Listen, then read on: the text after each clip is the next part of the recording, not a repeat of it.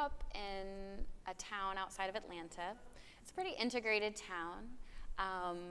Had a lot of friends from different backgrounds, races. My family didn't have very much money, but there was a local Montessori school, and I got scholarship to go to Montessori school.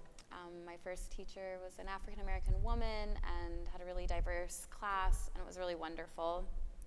Went through Montessori, through elementary school, and then I entered the world of public school, and peace education is really big in Montessori. So I enter in 7th grade public school with this idea of kindness and peaceful thinking. I was on the school bus one day, and I heard a conversation going on behind me. It was two boys behind me, 2 white boys talking, and they were talking about someone, and they were using language that felt really uncomfortable to me, and they were using the N-word, things that I wouldn't ever imagine saying about someone. And finally, the conversation kept going, and I couldn't take it anymore, and I turned around, and I'm sure my face was bright red, and I said, "That's not a word that you use to describe someone. You shouldn't ever use that word." And they looked at me with probably as much shock as I felt, and I turned around and sat there. But they stopped talking, and that was kind of one of the first times where I kind of felt this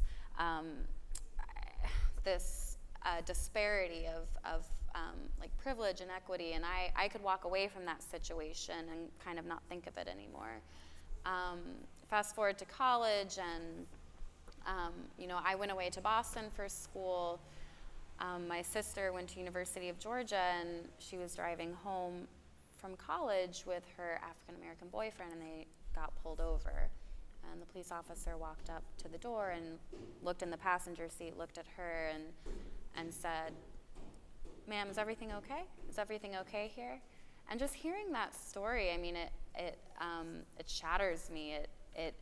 Those stories I can walk away from. Again, I have the privilege to walk away, but what about the young man sitting next to my sister? Or what about children who were on the bus with me who overheard that conversation? And since those moments, I felt like I wanted to play a role in peace education. How can we be more respectful to each other? And that's where, for me, Montessori plays a huge role.